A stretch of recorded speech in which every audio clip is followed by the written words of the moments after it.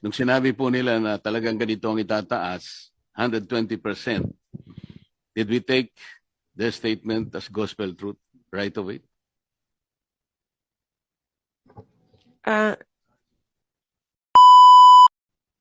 Mr. Chair, the how it is it's a deregulated industry. So ang monitoring ng DOE lang yung ginagawa niya on checking what their prices as. Yes, sir. It is within the range na kinakalculate din ng DOE, Mr. Chair. Chair, siya ngayon po ang presyo ng diesel is 120.95 average po. From 55 pesos pre-crisis level. Ibig sabihin tumaas po ng 120%. Bakit po kaya?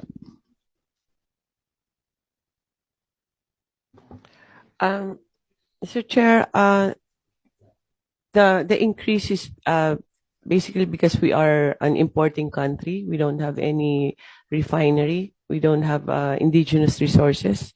Or very, very minute lang. And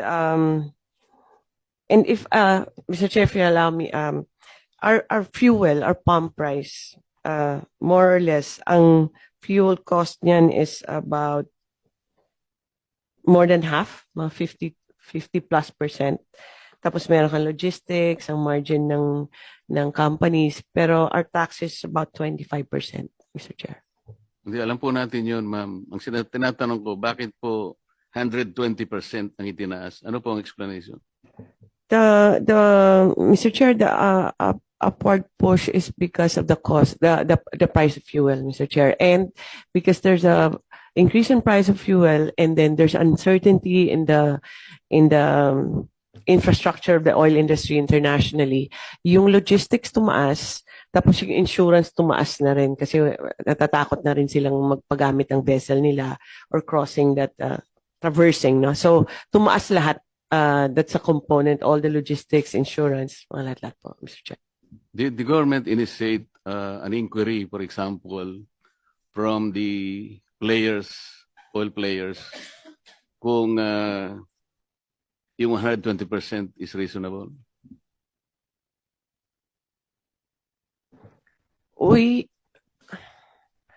Mr. Chair, we have talked to the oil companies and we constantly monitor their prices and also the international prices and also all the trend on the logistics and insurance. Tumataas talaga and it within range naman yung increase ng pump prices natin, Mr. Chair. Mr. Chair, ang ibig ko sabihin, nung sinabi po nila na talagang ganito ang itataas, 120%, did we take their statement as gospel truth right away?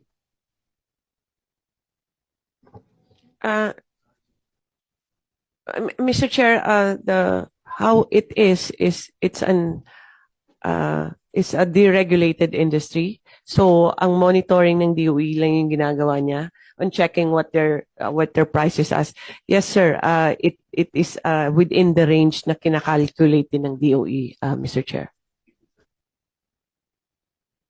Mr. Chair, kasi po, ang alam ko, ang pinakamalaking refinery sa buong mundo, yung Rotterdam Refineries. At meron po yan mga tangke na nakabalagbag sa Singapore. Marami po yan. Pati Petronas po, the second largest in the world, may mga tangke po siya sa Singapore. Nag-check po kasi ako, Mr. Chair. Halimbawa po, yung sa Rotterdam Refinery, kung halimbawa FOB price po, $570 per metric ton. Ang isang metric ton po is 1,180 liters.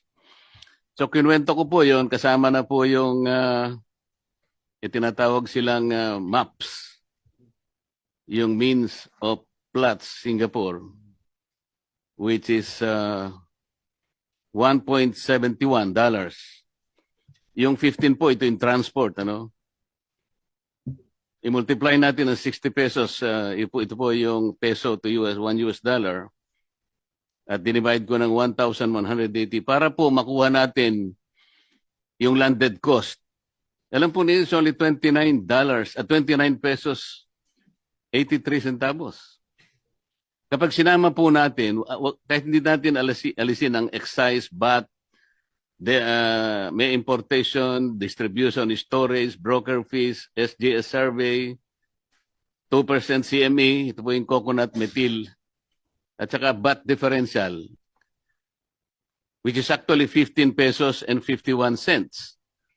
45 pesos lang po yun eh. So, ang sinasabi ko po, Mr. Chair, bakit hindi po tayo, kasi po narinig ko, sinasabi nyo kanina, nakipag-usap kayo sa South Korea, nakipag-usap kayo sa China, nakipag-usap kayo sa Japan. Bakit hindi po ang gawin ng PNOC, direkta po tayong pumunta, magitan ng vessel natin, magpakarga tayo sa Singapore. O hindi po dadaan yun ng Strait of Hormuz.